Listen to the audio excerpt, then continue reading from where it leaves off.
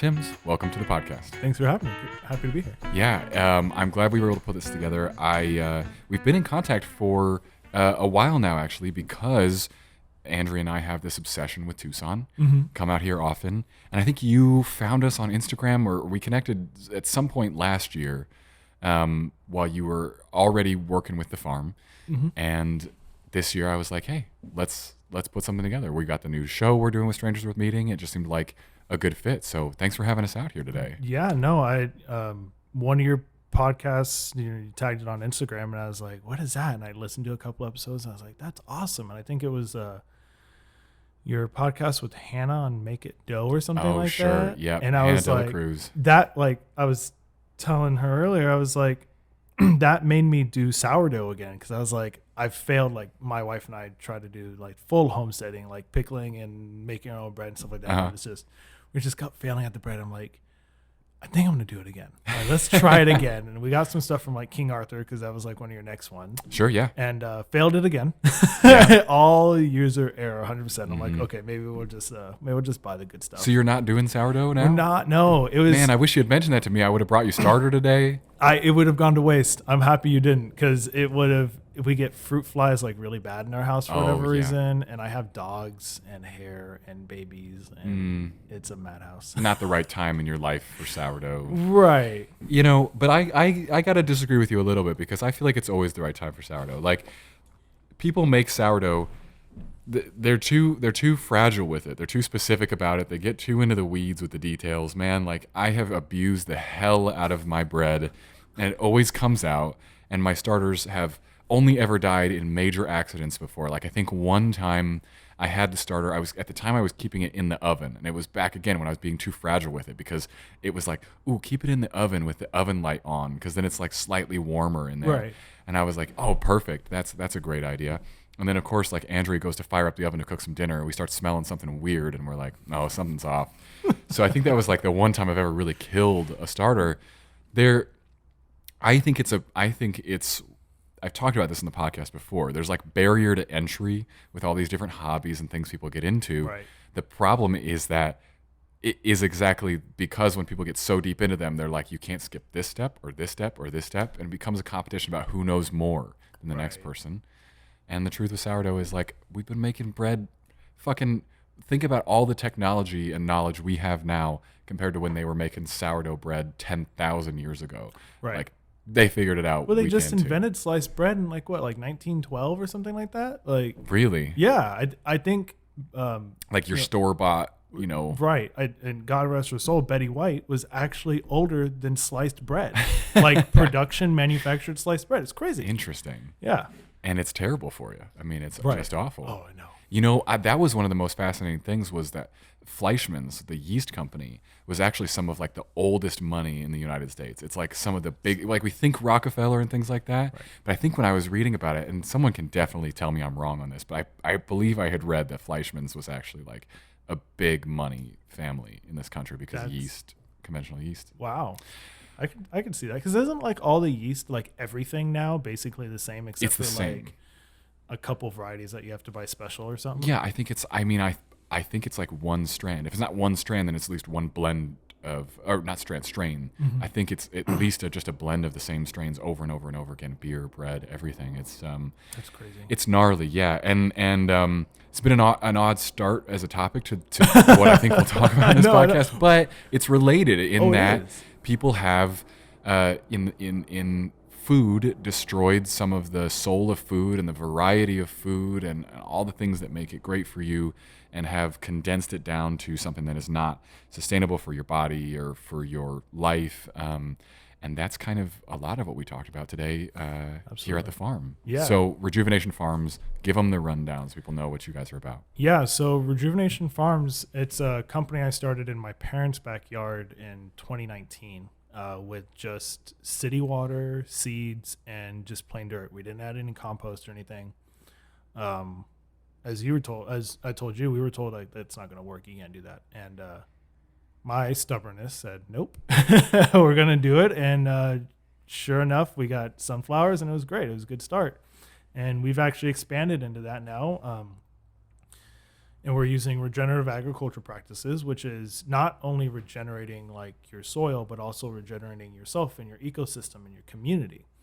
And because of the practices we were doing, it actually led me to where we are now. What we just toured is this 150 acre regenerative ranch.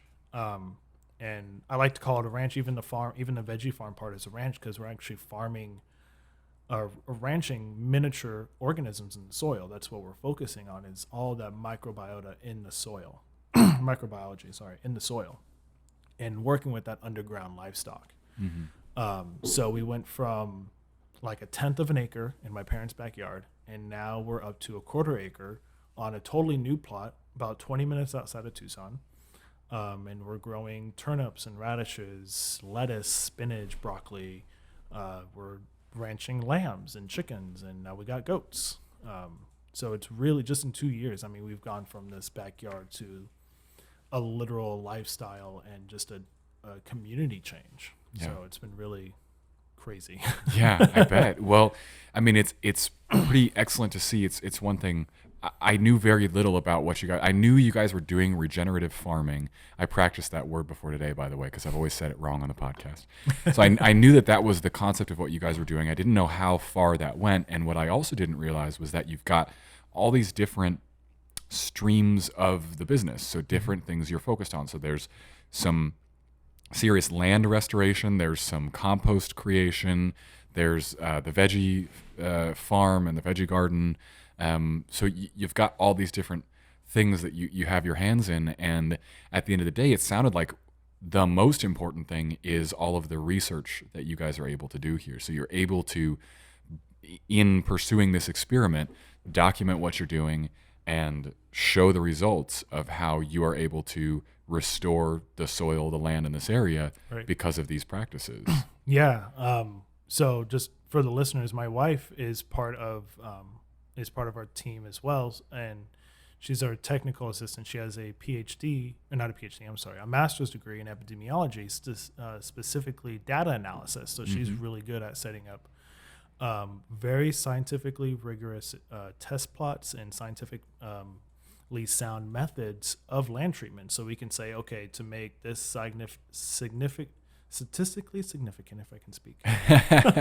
It's your warm up. It's the podcast. It's the pressure. Then we need to, we need to have this many replications of this site. We need to watch this data. We need to watch these numbers. We need to watch this application rate, and really dial everything down. I mean, we're talking about gallons per acre. We're not talking about we're talking about down to the half gallon an acre, which if you try to take a half gallon of water and spread it over an acre of land, I mean, that's next to impossible, right? But we need to measure down to that quality and that quantity. And then measuring the microbes on a micro scale with our microscope, and making sure that we have every drop has a certain number of organisms on average that we're putting down. So,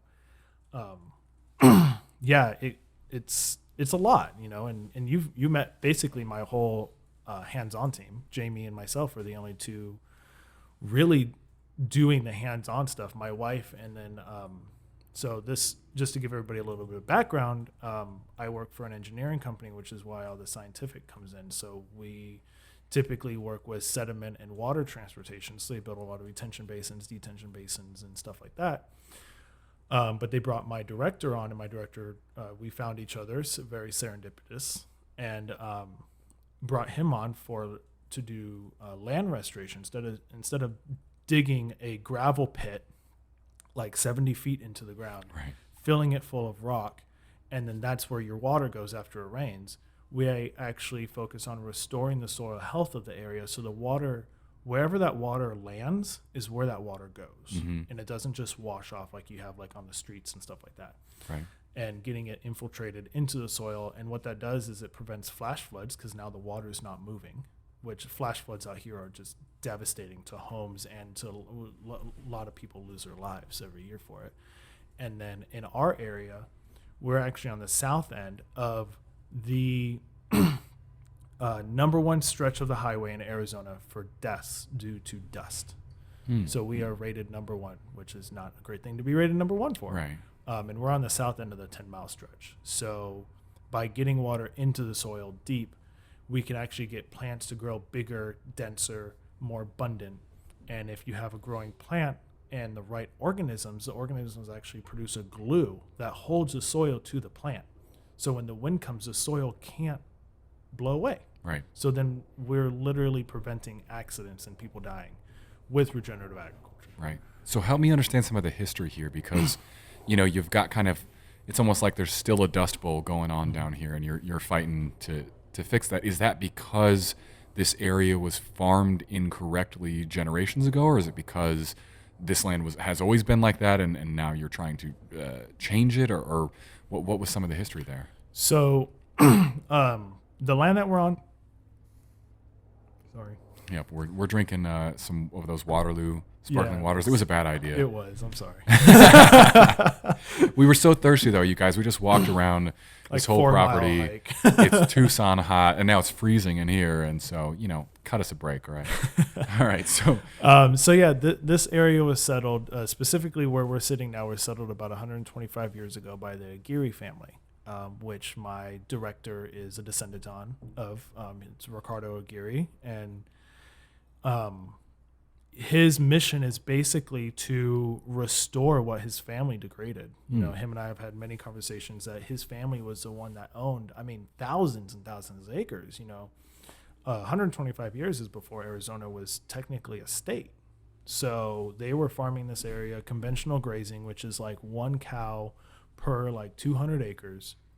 And those cows just go around and they create the dust bowl. And then, you know, they graze everything down to the ground, and then it produces all this dust. And then they switch to, or they also had a cotton field. So they're just tilling and tilling and tilling and tilling. And every time you till, you see clouds of dust go up. And that's your soil. Like, that's everything floating in the air, all those little particles, that's like gold. So they're literally blowing away like their money. And unfortunately, the family started with, you know, tens of thousands of acres. I don't even know the number, to be honest with you. And they're down to 2 over over the last 3 or 4 generations. They've lost almost everything because of conventional agriculture. But since Ricardo came back and found me, and we're now up to, we don't own it, but we control 150 acres. So in 2 years, we were literally able to increase the number of acres that his family now controls, in a sense. And as long as we manage it properly and keep doing what we're doing, the acres that we can rehabilitate will then grow and grow and grow. right. So he can literally undo the damage that his family unfortunately has done. And not just his. I mean, you drive up from Tucson, you just see nothing but bare fields and millet right now. And when those guys get to tilling, you better not be on that freeway. Right. Because they are you could throw rocks at their fields from the freeway. Wow. And it caused lots of accidents right there too. Right. So was it all done this way just because people didn't know the impact they were having, and we didn't have the science there yet to sort of stop it? Or? Oh, they're doing it because of science. They were sold a technique, and this is how you do it. This is how it is, and this is what you need to do it. And they were by very good salesmen, and our wonderful U.S. government, and Earl Butz specifically was our president, and his big slogan was, fence row to fence row, farm, fence row to fence row, and grow big or get out. And that's when our agriculture system it plummeted. We started using a lot of ammonium nitrate, which is, if any of your listeners know, is also the main component in bombs, in making bombs. Fun. And that's what we use for nitrogen fertilizer. And it's meant to kill people, and that form of nitrogen actually kills a lot of the organisms in the soil too, funny enough. So they started using all this conventional chemical farming instead of using the biological farming that was done for generations by the natives here, and just slowly degraded the soils. You know, they put on the fertilizer, and the year before they got a corn yield of, let's say, like 80 bushels of corn an acre or something like that. And they put on the fertilizer for year 1, and they got like 120. And it was like the magic thing they put on there.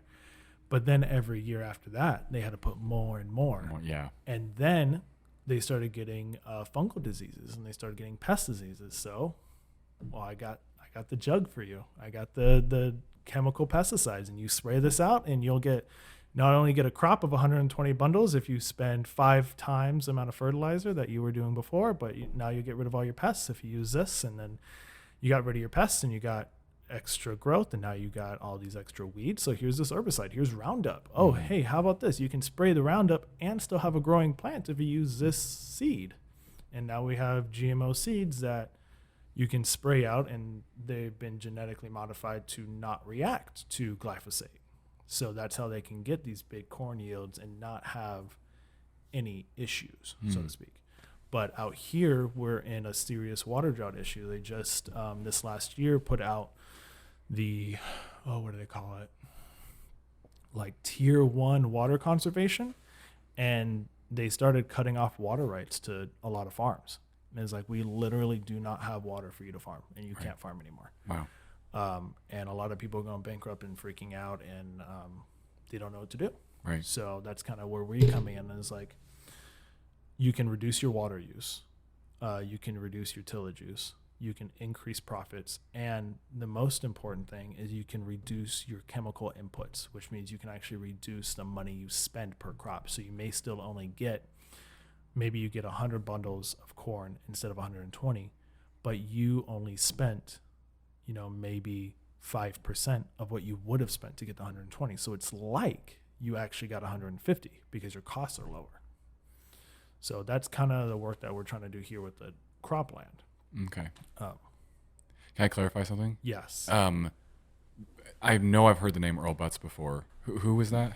I'm pretty sure he was one of our previous presidents. I don't think he's a U.S. president. No, he was Secretary of Agriculture. There you go. That's right. Thought maybe that was a connection we were making. No, yeah, I'm sorry. No, that's okay. So many. I was like, really felt like I would have known that name, but Department of Agriculture would make a lot more sense. So underneath a president's an executive power, that was the program of the United States of this is how we're going to handle this. Exactly. That's wild, man. Yeah.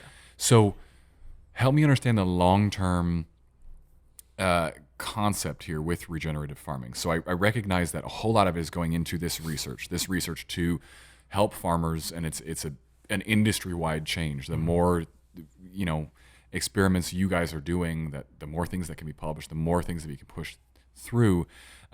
There's also, of course, but I feel like there's a lot of these things that are I don't want to say altruistic because that's not quite the right word, but they serve the masses, which is fine and good, like reducing carbon emissions and learning more about the water and not ruining like our entire water system with pesticides and things like that. Right. But the goal of this farm, all that land that you guys are then restoring out there, will the concept be to eventually have more and more animals grazing out there, and it's a ranch focus, or are you guys going to plant crops out there, or you could do both?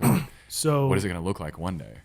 So that's great. That's a really good question because it's all of those, and it depends on. So we practice here. So this 150 acres, just so that we can refer to it, is called the Dawn Demonstration Site. So that stands for Drylands Alliance Addressing Water Needs, and that's a nonprofit that was started from the engineering company because they saw the potential of what we're doing. So under that nonprofit, as you're saying, we are running experiments on what is the best agricultural practice to restore soil health,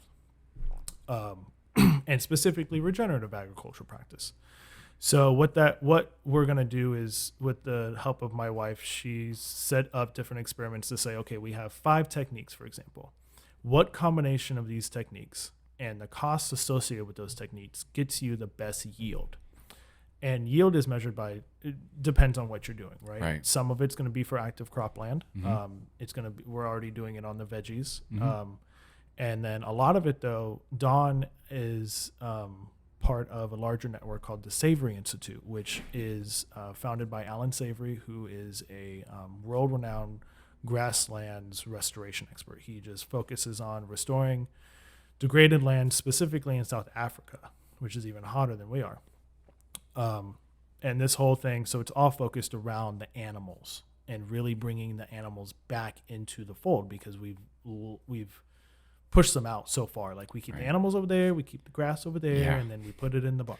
Right. And it's really combining those two. So we're going to be focusing on using the animals and the impact that the animals have on the soil to either get, bigger, tastier heads of broccoli or more grass for them to grow. So we are going to have to add animals, just because if we're doing it right, we're going to get more grass and we're going to get denser grass, and the forage is going to be more. So instead of eating 2 leaves, they can eat 1 and get the same nutrients. Right. Sorry again. You're fine. Which means we need to manage that, because if you just let it grow and let it grow and let it grow, then you're going to get overtaken, right? You let it rest too long. So we have to bring in the animals. We have to bring in more animals to then keep it mowed and keep it down, which then keeps it regenerating over and over again. Yeah. So on a business aspect, it's great, because you go from, that example I was using, 1 cow for 200 acres. We were just out there and we have the equivalent of 3 cows, 3 animal units on 8 acres, which is an insane number for this area.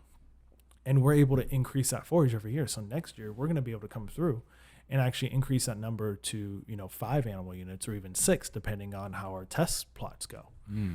And then leaving them there for different durations of time, depending on how much impact we want to have.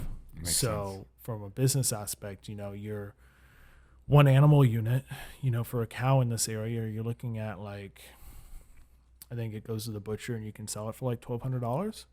So if you're able to literally add 2 animal units every single year, you're increasing your bottom line by $1,200, and it takes the exact same effort to move 1 cow that it does 10,000.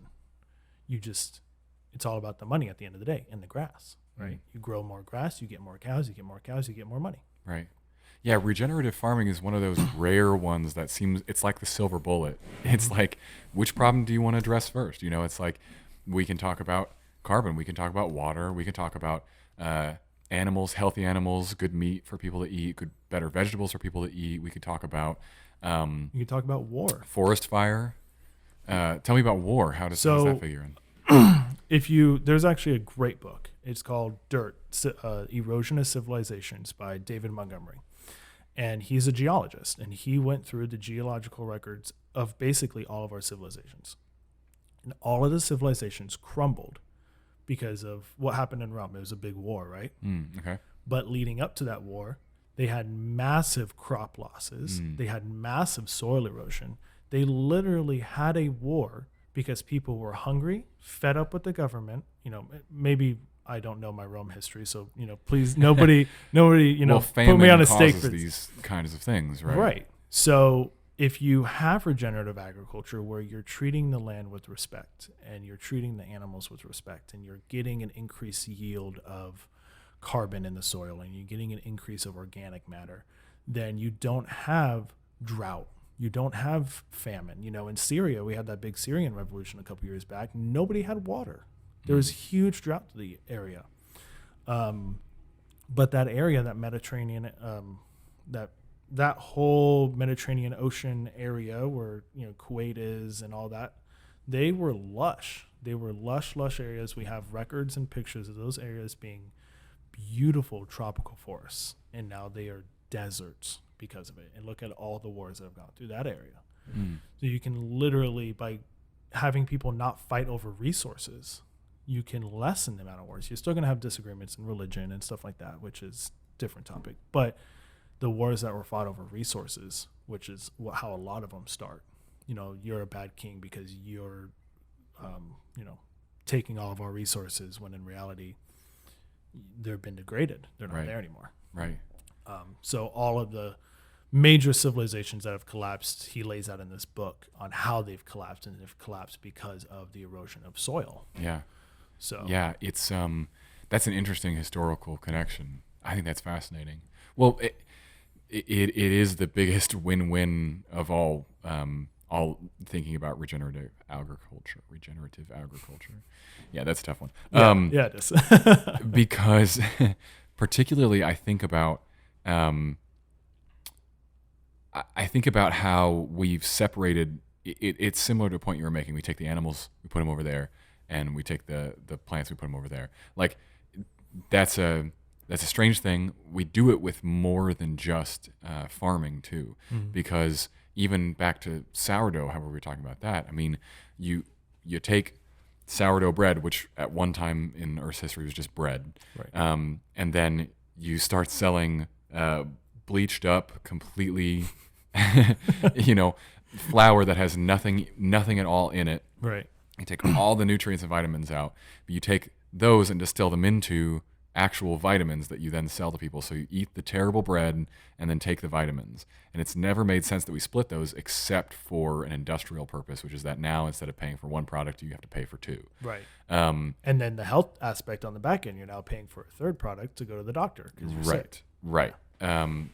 So this is one of those ways you can kind of fight back against that. But I think that the key thing here that links up to so much of what I talk about on Strangers Worth Meeting is the sort of like being very intentional with living, like recognizing. I don't think people spend enough time, even I don't spend enough time, so I'm not trying to be the perfect one here, recognizing the impact of like everything that you do on yourself, on things around you. I think it can all be motivated to make one's own life better, and we all have that within us that want to make our own life better. But you have to be intentional in order to make those things happen. And this type of agriculture, like saying, I'm only going to eat animals that, have decent lives, that's like a big change. Right. The fact is, we only have massive industries of huge, cow operations with cows that have terrible lives because people go, yeah, that's fine. That would never happen if our standards were just higher, I guess. Right. Well, and people were like, okay, that's great, but you're not going to feed the world. Like that's the number one thing that Right. I don't get it because I stop it before I get that question. But everybody's like, okay, great, you have a nice happy cow, but who's going to eat that cow? Like how's everybody going to eat that cow? And it's like, my job here is not to feed the world. My job is to feed my community and to teach the neighboring community how to feed their community. And it's just that. It is a repetition of building back these small farms to then feed everybody, to have good animal health, to then have good people health, because you are what you eat's what you eat.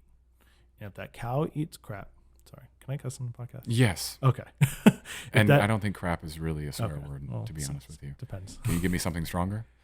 If your cow eats bullshit. If your cow, yeah. So I'll do you one better. If your chicken eats bullshit, which is literally what happens Sure. in chicken agriculture, then you eat that chicken. You quite literally ate bullshit. Mm-hmm. And there's even actual bullshit fecal matter in the chicken, but that's a whole other, Fun. yeah, great. Fun. Hope nobody's eating. Yeah. So you're feeding these healthy animals healthy grass that they're supposed to be eating, that they've been designed to eat. Cows have 4 stomachs to digest grass. Mm-hmm. We don't have 4 stomachs to digest grass, but we have the capability of digesting meat. So cows and ruminant animals, ruminant is a type of animal that has more than one stomach, are literally designed to take this sunlight, essentially, and produce it into something that we can consume where we couldn't consume it before. Mm-hmm. And then you can just reproduce that over and over again, and you're able to get, significant change in the landscape, in the quality of life of people. And there's actually, if you're here long enough, just down the road is a CAFO, a confinement animal operation, and you smell it. Yeah. And we're like 3 miles away. Yeah. When we're out with the sheep, you don't smell nothing. Like after it rains, maybe you get a little bit of a moldy hay smell if we fed them hay the night before, but you don't get this just awful stench from 3 miles down the road. Right. Well, part of it is the privacy of those operations, right? It's that we're not able to see inside them, and people are not connected to the animals that they're eating. And they have no shame. It is wide open. Really? Yeah. Yep, there's no there. So out here, our CAFOs are not in barns because it doesn't get cold. So it's all just open air. Oh, so yeah. you can walk up and pet the cows, but there's room. They're moving around. It's not like they're confined, but they're moving around in one area, and it is sloppy poop. Yeah. It is. They're laying in their poop and they're eating their poop, Mm-hmm. and it's just not. and then they import a bunch of hay to feed them. Right. So, well, if you spend more time around animals, and that's been something that I feel really glad we've been able to do with our friends who have farms and just traveling more, the more time you spend around animals, the more you think about it when you're eating meat. Because it's kind of obvious to, I mean, we understand when we're looking at an animal what's going on with it. We get it. Right. Because they portray a lot of the same kind of emotions that we do. And so when we go out there and we see your sheep, and which we did today, we went out and we saw the sheep and your 2 goats, and we moved them in this cyclical thing that you guys do into their next area. And they were stoked about it. They were like, cool, it's moving day. They straight up left their hay. Yeah. Almost left their baby. Right, because they're like, I want to get over there. Let's get to the new stuff, the fresh stuff. But even before that point, they were happy. They're good. They have space to be around. This is the type of environment they want to be in. Right. And it's so obvious to see. And so when people spend more time around animals, and less time around just the finished product that's in the grocery store, you start to think about that finished product that's in the grocery store. It becomes a little more important. Right. Yeah. You're like, okay, like how is this, not only like how is this raised, but how is it going to affect my body? Like, am I going to put something in my body that is, poisonous, because they've been able to track glyphosate, which gets put on hay, which is Roundup. They've been able to track that Roundup through and into meat products. And you can literally test meat for that residue. And it's in there because their muscles are built off of, that residue. It's just like, we were talking how this is our dojo, like this is our training area, right? So you talk like jujitsu. If you eat a big bag of potato chips before you go in for a workout, I'm sure you're not going to feel great, especially if they're like the worst potato chips. Well, right before you actually might feel kind of good. That little carb spike can sometimes help you out during a roll. But in general, if you're regularly eating potato chips in training, it's not gonna be great. You want something that's a little bit healthier, maybe lighter, so you're a little faster. I don't know, maybe. You do it. You tell me. Well, this has been, people who listen to the podcast may be tired of me talking about this, but Andrew and I recently got turned on to having more of a meat-based diet. An animal-based diet is kind of the new thing. Are you going raw with it? No, I'm not going raw. Oh, you gotta go raw. Why do I gotta go raw? Ricardo, my boss. Are you saying this because you actually do raw? You're into this? So I'm trying. Okay. I'm working into it. Okay. So I just started eating heart, which is like the most tender steak I've ever had. I kid you not. But raw, you're saying? Well, I cook it slightly. I like blue. Okay. I like sear it. I'm working up. Super rare. You have to like the way Ricardo, because Ricardo goes straight raw. He eats nothing cooked, absolutely nothing. And the way he explained is you got to like work up to it. You can't just like go into it, because then you're like, his nephew did it, and his nephew got like really sick for a couple he days. might get sick for sure. Because it wasn't that there was something bad on the meat. It was really good quality, really well processed, but your body's just not used to it. So it's just like boom, he just spiked and got sick for like a day. He just threw up. He was fine. But you ease into it, and when you cook something, you're killing it. You're like killing off and burning the nutrients of it. So like the more raw you eat, the more nutrients you eat. So like, I wish he was here. He just turned 50 this last year, and he would probably put either one of us to shame doing whatever. Sure. Like the dude is jacked. He's a walking fitness billboard. I swear to God. And he does not stop. I mean, he'll call me, like he's in Sweden right now. His wife is Swedish, and he's in Sweden right now. And he called me yesterday at 4:30 our time. They're on a 9-hour difference. This dude does not stop. And then he like gets up on her schedule and like works, and like he just has all this energy. Listen, I'm intrigued, and at some point I'm sure I'll have someone on the podcast who knows about the whole raw meat thing, because I know it's big right now, and I've seen the argument for it. I tend to think 2 things about it. The first one is, I think there may be some arguments against it. I think that cooking in history was the thing that created modern humans, because we were able to access more nutrition from our food by cooking it. So right. I think that as one thing. And again, someone could show me some evidence to the contrary. Yeah, and I should say I've only studied this secondhand from what he's told me. So like no expert by any means. Right. And then the second thing is, I love cooked meat. So it smells so good. life is short and it's temporary, and I like to eat really good. But when people are like, "You're gonna get carcinogens in your meat from searing up your burgers," and I'm like, "Go fuck yourself," That's how I feel about it, because like there's nothing like a good seared steak or burger. I think that's why I'm still cooking it a little bit on each side. Yeah, you get that good, like, it's the Maillard reaction. It's a specific chemical reaction that releases thousands of different tastes and smells. It's called the Maillard reaction. Where'd you learn that? Maillard. It is named after a French dude, I think. Oh, that's cool. Okay.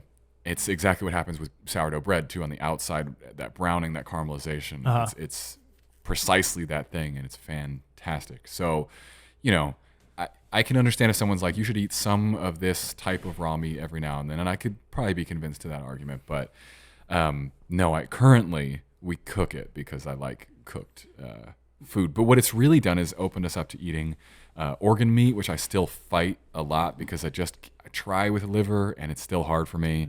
Do the heart. The liver is rough for me, but that heart, Whole Foods unfortunately sells it frozen. I try to get it not frozen, but it's like nearly impossible. Yeah.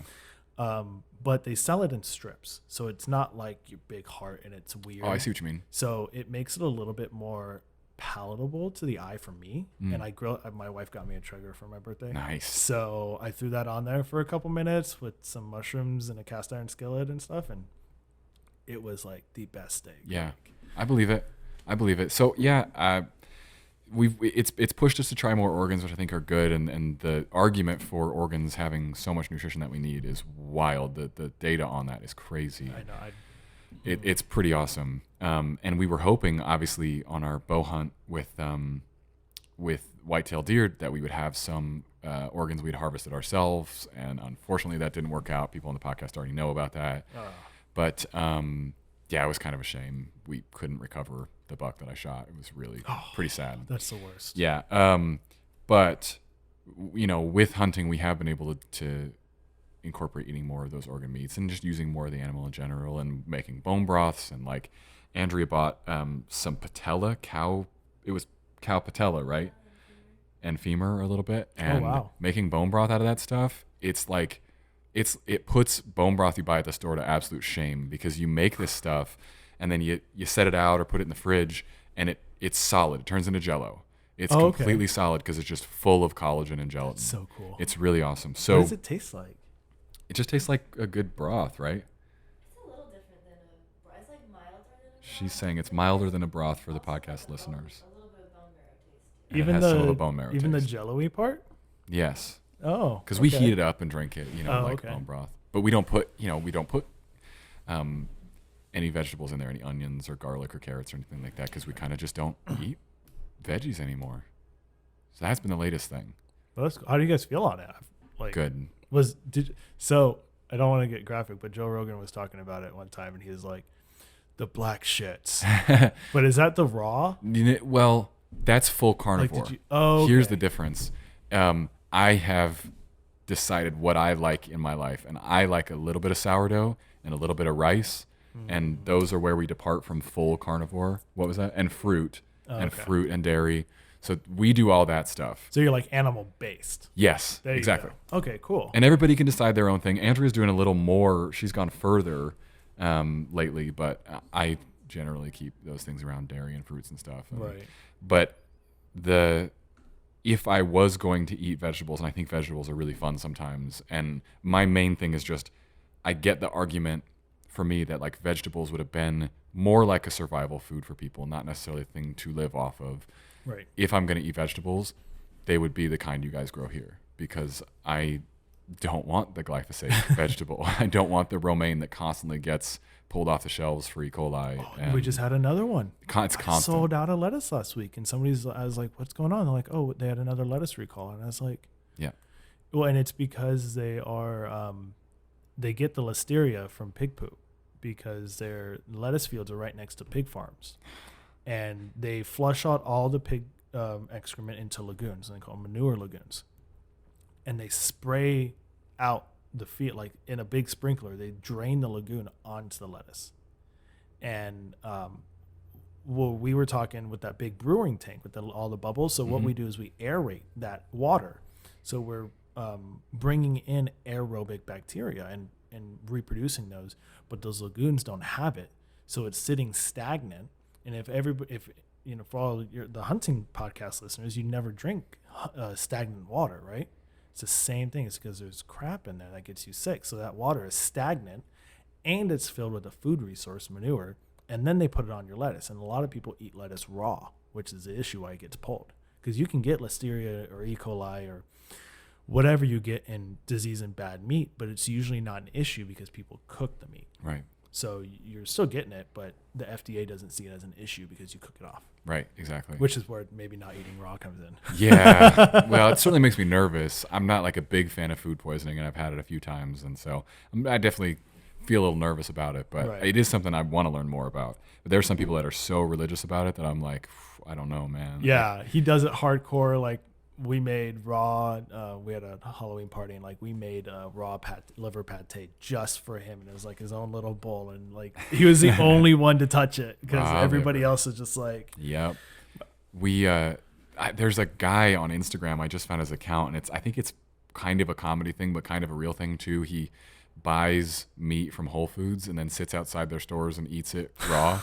And he'll have the big pack of like a pound of ground beef, and he'll just sit down at one of those Whole Foods tables and just start eating it, or he'll buy bacon and just start eating it raw. And I think it's partially as a joke for the attention, but there's also somewhat of an experiment I think that he's kind of conducting with it. It's I don't know if that's for me, man. yeah, I couldn't do it. Yeah. I still like to sear it, and the smoke on the trigger. Oh, Yeah. No, yeah, I get what it's you mean. spot on. Because I think that the big thing is people are constantly arguing for like, well, you're gonna live forever if you do like this. I don't want to live forever. I'm cool. That's fine. I want to live well. So Right. yeah. But again, in the same vein, living well. Like I used to enjoy veggies, and I like making up a good stir fry with a ton of it. We used to eat so many veggies, and I don't miss it all that much. I really don't. I really kind of enjoy eating a little more basic, and fruits and stuff are great, and then we eat some olives and stuff sometimes, and so There you go. I'm kind of good with it. Yeah, my wife still has me cook her steaks a little bit longer. She gets it, like 100%. She gets it. She's just like, I can't stomach it. Right. But maybe we're having another baby in July, so maybe that's the pregnancy. I She's see. like, I just the smell and the Yeah. look, I just can't do it. Yeah. Well, you were telling me out there that you used to be full vegan, right? Yeah, so for like a year or two, something like that, my wife and I were like hardcore vegans, and for a good stint there, we were raw vegan.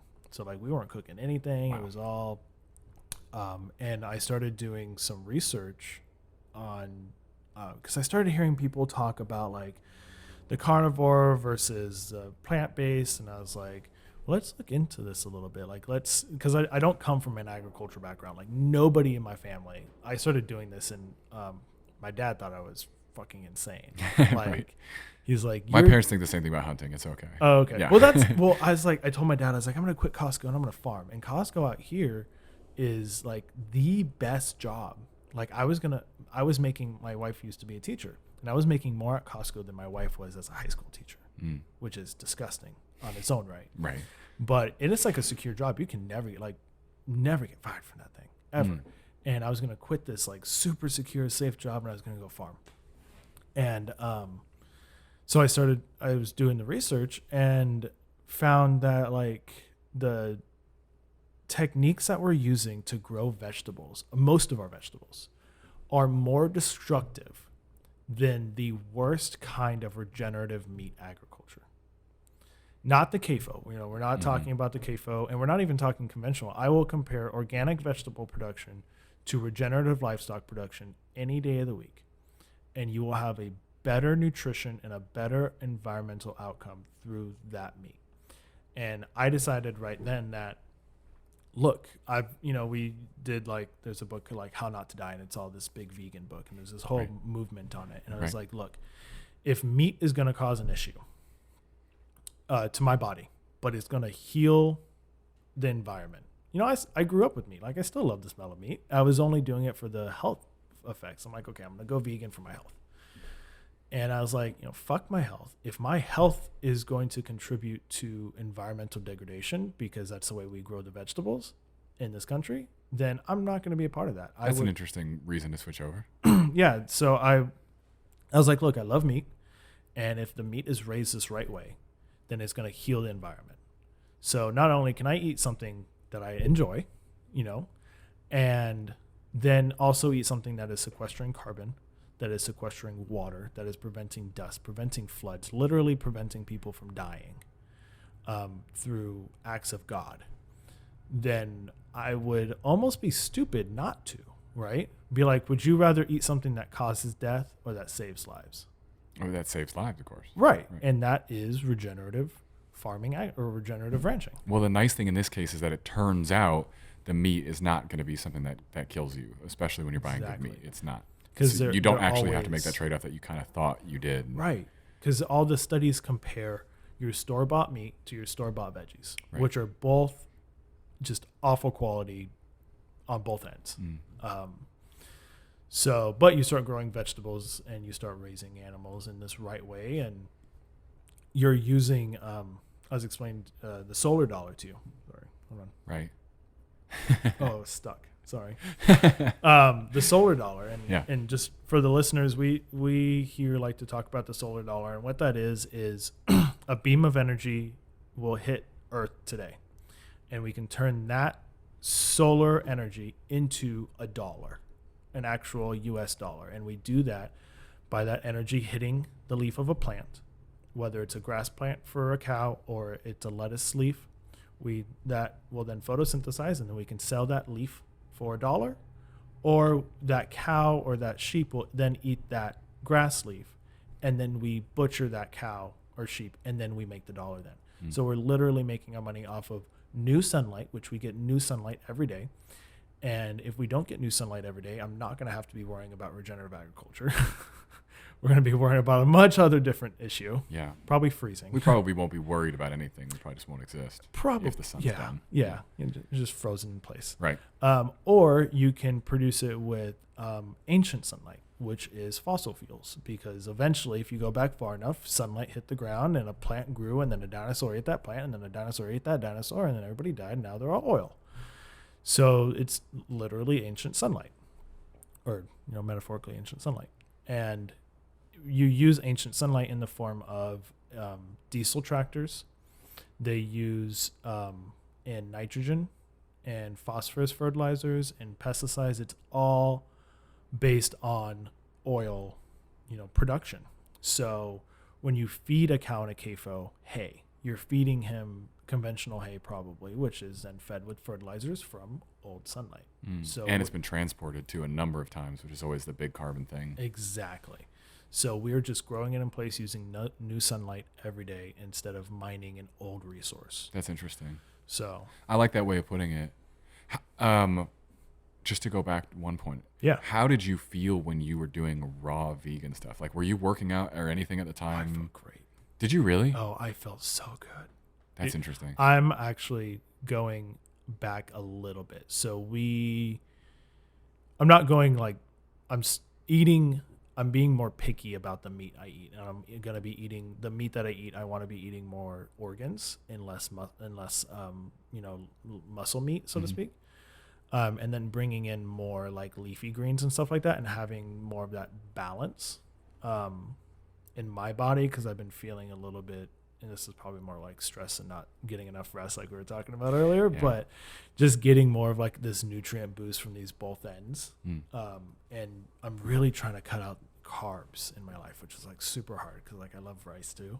And we get this pretty good, it's store-bought Whole Foods organic sourdough, because I can't make it myself because I get fruit flies. One day. But I'm just trying to cut that out, and I'm like, you know what? I felt really good on it. Like I was at like 220 when I met my wife, and then within like 4 months I was down to like 180. Like I lost a ton of weight. We were also working out like 3 or 4 hours a day, but I had the energy to work out. Interesting. Like I used to be in football and I used to do powerlifting. So like when I work out, right? And I just had the energy to just keep going. I was like, I've never felt like this. But I was living off of hamburgers and hot dogs before. So it was like, this vegan diet's great. This is amazing. Right. But what was I comparing it to? Right. McDonald's? Yeah, we're so bad at running like diet experiments on ourselves, and your life is constantly changing. Like, Right. so how you can never change one. Your wife would know this with her degree in this. You can never change one variable at a time with humans because our lives change. You could. There's so many environmental factors. There's life factors. You've got kids now. Like a Right. million things change. So you can never be like, it was because I did that. And so many people, a lot of the folks who switch over to becoming vegetarian or vegan, I found it really interesting that it's because they had transitioned out of a lifestyle of eating, like I said, terrible food. Right. And then they're eating vegetables, and yeah, you're going to lose weight and your body's probably going to be happy with that. So Right. the question is like, is there a better than that even?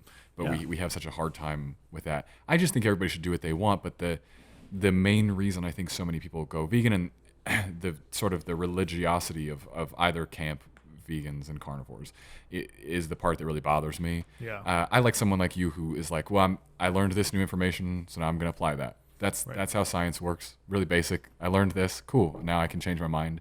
When the mind change, that's like people get so up in arms about that. Exactly. They're like, but a year ago you said this. I was like, yeah. Yeah. But then I learned something. Right.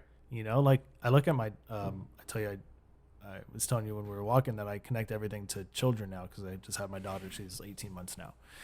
And during like the 6 to 9 month span, like there was this massive learning that she did. And I looked at her and I was like, you just learned to do X, Y, and Z that are really complex tasks for you. And you just learned to do like 4 or 5 complex tasks in like a 2-month period. What new complex task have I learned in the past 3 years? Right. Like like my daughter is smarter than me. Right. And she's 18 months and she's able to grasp. I mean, obviously I know that's like they're firing a whole different thing, but it makes you look at yourself. Like I look at the people around me and be like, you haven't changed in 10 years. Yeah. It's the concept of brain plasticity, right? Right. And I've heard some about this, and I'm obviously forgetting everything I've learned about it, but I know that is the concept that keeps humans sort of energized and young and alive, and they connect brain plasticity to a lot of things, and that is literally just the ability to learn something new or to change your mind. And it is I think that this is where I get weird on this podcast, because I think it's linked to the sort of constant push for identity that people have, and I think the internet has only pushed people further to have an identity that is rooted in an ideology, and this is who I am and what I'm about, instead of allowing themselves to just be more of what I'm interested in is like, I want to be about learning. So if I can be about learning, and that's what I'm about, then all I'm engaging in is trying to have brain plasticity and trying to consistently learn a new thing. And I'm an adult beginner at so many things right now. I'm terrible at jiu-jitsu. I'm terrible at hunting, but I go and I do those things because I'm here to learn, and that's okay with me. Right.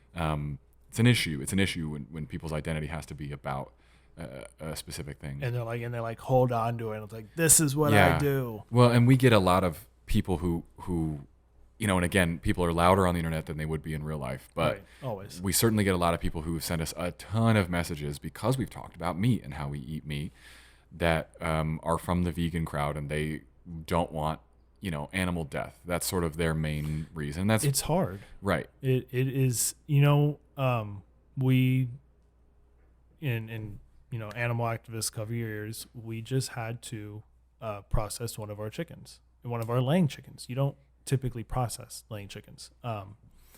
But she got attacked by a bobcat, and she didn't have any puncture wounds, but she got stepped on. She got crushed. And these are like 40 or 50 pound house cats. The ones that we have out here are huge bobcats.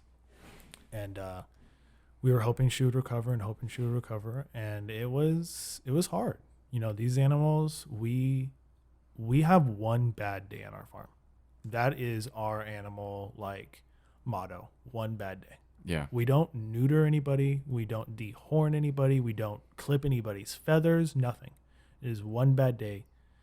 And unfortunately that day was for her, but she was suffering. Right. She unfortunately, and that's what hurt the most, is she was suffering for a few days because we were hoping that she would recover, and that she would be healthy, and the saddest part was just that she suffered. Right. That was hard. But all of our other guys, we learn from it, and with our animal processing, if you think about it, we have a bighorn sheep hunting out here, and you get they draw one person a year. Yeah. And you should totally try to get in this draw. Yeah. I'll get it in 40 years. Sure. Probably. But those animals are going to be hunted and mauled to death by a mountain lion or a bobcat, and they're going to get ripped apart alive. And sometimes they get left there, which is, terrible, but how nature works. We try to do it as quick as possible. We try to make sure that, it's not a messy experience for anybody else. And they're not stressed out. They're not worried about it. We just processed a ram a couple months ago, and he was eating when he went. Right. He was doing what he loved, and he was just chowing down on this patch was green and lush, and he was just going to town. He was living his best life all the way up until the very last moment. Right. And you can't say that about the deer in the wild. Why do you have to be so quiet? You're going to spook them, and they freak out, and they get filled with the crazy adrenaline. Thank you. And they go crazy, and they're oh my God, I'm going to die today. These guys never have that. They don't have that I'm going to die today like the wild animals do. Right. So you're talking hunting pressure even versus farmed animals, which is true. Yeah. The thing for me is the one bad day concept has come up on a number of podcasts. I actually think Jeremy Kerber from Fit to Hunt was talking, and he used that exact phrase, one bad day. Mm-hmm. And I understand what you're saying about the concept of hunting pressure too. But it's still, even for a wild animal, it's mostly one bad day, one really bad day. Right. Because they're still living. When you hit that deer, I'm sure it was just munching away, right? Yeah, they're adapting to. Actually, the deer I hit was about to square up and have a fight, but I think they kind of like that too. He was going to win. Yeah, he was they a big love boy. it. So what was my point? Oh, well, my thing is, for anybody who doesn't want the suffering of animals, me neither. Not a fan of the suffering of animals. Mm-mm. Not trying to cause the suffering of animals. No, not by any means. Trying to cause the quick death of an animal. And the thing is, when people think that there's some sort of free lunch when it comes to eating food, no animal will suffer for this meal. Find me the meal in which no animal suffered, because again, maybe one of your salads, right? Maybe that's the meal. Absolutely not. No, you think not. Well, hang on. Let me finish the point and then tell me why not. So, but there is no meal then, and you concur, in which an animal doesn't suffer. And when you look at large-scale agriculture, which is what it takes to support people buying those products that are marked vegan on the shelf and the big vegan fridge that's in all the stores, gluten-free and vegan. I go to the vegan fridge for kombucha, which is funny, but interesting. I'll get into that in a minute. Yeah, but even that, anything marked vegan, I can point you to the several hundred probably small animals that died during the process of putting that on the shelf. Exactly. It's more of our need to be kind of speciesist. Sure, no large animal died, but a bunch more small ones did. No animals that we associate compassion with. And that cow that you were talking about that you can go and get processed, that is several hundred pounds of meat. In fact, it may be 1,000. It's at least usually 1,200, 9 to 1,200. Something like okay. So it's in the hundreds to thousands pounds of meat, including bones. And that's going to feed a lot of people. And if you use that animal right, it's not just going to feed a ton of people, but the hide can be used for a million things. The bones can be used for a million things. Mm-hmm. There is no part of the animal that really needs to go wasted. And you're talking about feeding families now. You're not talking about one person. It's even one of the reasons why Andrea and somewhat me, I don't necessarily love squirrel hunting. I kind of love it though. But, to be fair, that one squirrel is half a dinner. Right. Fair enough. I guess if the point is to have less lives per meals, okay, fine. Right. But tell me why even a salad from this farm doesn't involve zero suffering then, or zero death, I should say. So the center point on this farm and everything we do is that microscope behind me, right? Mm-hmm. I've spent hours looking through that thing. There are millions. Sorry, I thought I saw a chicken running by, but I think it you was just in my probably imagination. Did. My neighbor's chickens. There are millions of living organisms on that lettuce constantly. And in that soil specifically, and that soil is an important one, and they are just as living as the cows are. There's something that's called a nematode, which we didn't get into, but You know how we were talking about succession, and just for the viewers to give you an idea of succession, think about a baby. Babies again. Sorry, guys. And getting that baby to walk. You start with putting your head up, then you roll over, then you crawl, then you hold things, and you walk. It's just a section, a gradual increase. So the same thing happens in our soil. Same thing happens with plants, and same thing happens with hunting predators. So you have your prey. You start with your mice, and you go to your squirrel or whatever that succession of eating everybody is. Not that squirrels eat mice, but No, I understand what you're saying. in the soil, you start with bacteria, then you move into fungi. But the fungi don't eat bacteria. Both of the bacteria and the fungi are more or less on the same level in succession. So they are nutrient accumulators. They gather nutrients and unlock nutrients in the soil that the plant cannot. So like plants don't really take up many nutrients. They actually exchange the sugar they make through photosynthesis with these bacteria and fungi to then get the nitrogen, the phosphorus, the zinc, and all that other stuff, all the minerals that they need. But a lot of those minerals that the bacteria have, they worked hard for it. They went out and they mined that nitrogen. They're going to hold on to most of it because they need it too. So they will share like 10% of their nitrogen, for example. These numbers are not accurate, but they'll share some nitrogen, but they'll hold the rest. So that nitrogen has to be released somehow in nature. That's just what happens. So along come, one of their predators. So you have a mouse, the bacteria, and along comes a snake or a nematode, which is actually very snake-like. It's almost like a worm. And that thing, you look on it through the microscope, and it is moving around, and it is hunting, and it is just as active as any lion or tiger hunting through the savannah. And it is hunting for those organisms, for that bacteria, and it eats that bacteria, and then we were talking about poop earlier out there. It's like everybody should be more interested in poop. It's actually a process called the poop loop. And it's the bacteria will then get eaten, and the nematodes poop out nutrients. And then something else eats that nematode, a micro arthropod will eat that nematode and then poop out nutrients. You have this poop loop going on. So for our vegetables to grow, those nematodes have to eat that bacteria to then release that nutrients for the lettuce to survive, to grow, and to grow well. So the more predators that we put in there, the more bacteria die, and the healthier our lettuce is. So our lettuce is literally the product in any healthy system. Any system is always prospering on something else death. That plant, the moment you cut that plant, it's dead. You cut it off from its root system. It's like you cut off the head from the rest of the body. And that root system is going to start trying to grow again. But if you dig it out, like if you dig out a radish and you pull that radish out of the ground, you just took all of its root system away, and that thing is now dying. Yeah. It's funny where we define death and the death we sort of care about, the death we kind of give a shit about. Right. Do we care about the death of bacteria?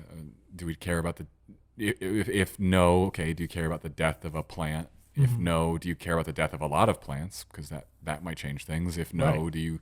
So people have funny lines. I think that it's the best way to look at it, and the way I attempt to look at it is that we have our place on the food chain.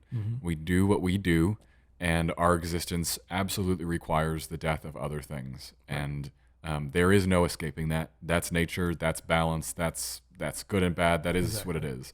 Yeah. And so to do your best is sort of just the main point. Just do your best, because no one's going to do it perfect. It's actually, what's funny, I haven't thought about this show in a while, but do you remember that show, The Good Place, that was on like NBC for a while? Kristen Bell, and she dies and she ends up going to hell. But then they find out in this show, I think, the course of it, that no one has actually made it into heaven in like several thousand years or something like that, because it became impossible to live good enough to actually qualify yourself to get to heaven. And I think that it's almost the same concept here. If we try to say like there is some perfect standard to live in which nothing has to suffer, nothing has to die, even to the micro level, that's bullshit. There's absolutely no way that's true. You ever hear those monks who just survived off of like breathing air? There's like some like legend or something. They survived for what, 2 months? No, for like 100 years. Just No like, bullshit. dude, I look, don't nobody quote me on it, but I'm pretty sure there's an article somewhere about these monks like breathing air or just water or something like that. Yeah. I don't know. It was pretty fishy. Andrea's but shaking her head. I know. That sounds like some religious bullshit. There are monks. So I'd like to say, well, it's like the guys who to bring everything back to fighting, which I always do. It's like the guys that are like, yeah, I could kick anyone's ass, and they have their dojo set up, but they'll never have a real fight. Like they'll never actually go. Like, cool, go step in the octagon then. Like, let's see what happens. You know what I mean? Just came up. I gotta. It's just, let's get real with it. Yeah, exactly. If you don't put yourself through the actual test, then bullshit. Right. No, we got to eat. I mean, I believe you could. I believe fasting is kind of a crazy thing, and people have really pushed that to like some wild limits. But you're not living 100 years and not eating. And just, Well, you got to do it right too. So before I started like looking at like meat quality and stuff like that, and why I started changing my diet again for like the third time, was I was trying to do a lot of intermittent fasting, a lot of like 18 to 20 hour fasts. And after like about a month or two of doing it, I was getting these mean headaches. I was like feeling awful. And it was all because the food I was eating was not nutritionally sound. It did not have the nutrients that it needed to be healthy, and they weren't available for my body to uptake. So I'm going into this fasting time with lacking nutrients. Yeah.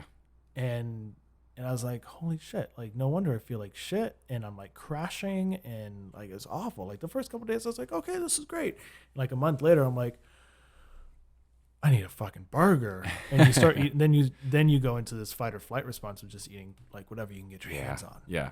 And it was awful. I'm not big into the fasting thing, but again, it's something because I've practiced brain plasticity, folks. I would love to have someone on the podcast who wants to talk about it, because I know it's huge, but I like eating, and I mean, we do a limited window in which we eat. That's just what we do every day. We try to eat dinner like old person early, and we eat, breakfast well into the day. That's kind of how we typically tend to roll. So that's basically what I was doing. Yeah, exactly. Yeah. Yeah. I mean, I don't think we should always be eating. I think there's some decent evidence that that's not great for you to like always be snacking on stuff, which is funny because, again, conventional health wisdom is constantly like, keep it full. Yeah, always be snacking. That's great. And bring snacks with you. Never get hungry. And Yeah. I don't know, man. We have covered some serious ground on this podcast. I really feel like we got into the nitty gritty. Yeah, we kind of went all a little everywhere with it. Between the podcast and the tour, I feel like we have, got some really good things for people to see and explore and discover.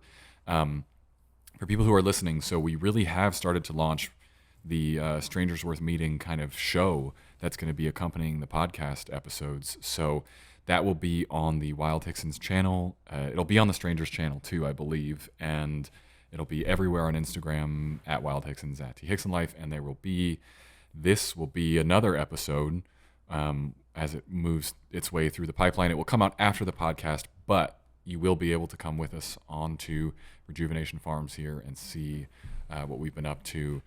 Tell people where they can find you on the internet. Where would you like them to go?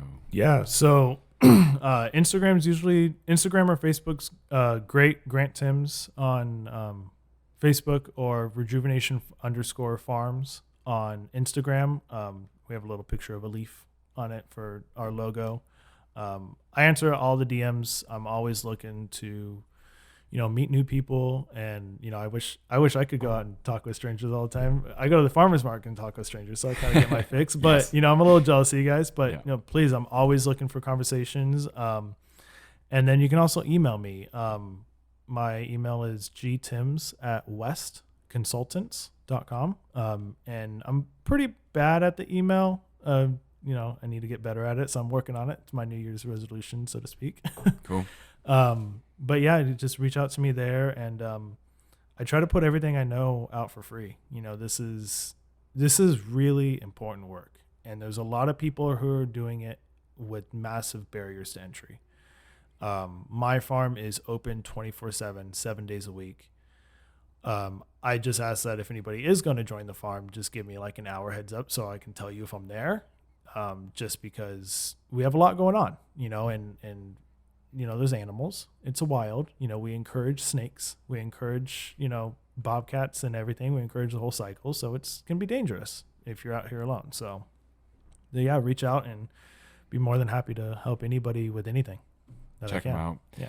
Get yourself into regenerative farming materials. And I can say from personal experience, I'm sure at some point you guys will just have lots of animals grazing out here and I'll be able to buy my meat from you. But currently we have been buying ours from Force of Nature, which is down in Texas. And they do similar thing, and they actually mix in the organ meat, which is pretty cool. Oh, so nice. if you guys like, we're hearing all the meat talk and you're getting hungry, like, check those guys out. I always love plugging them.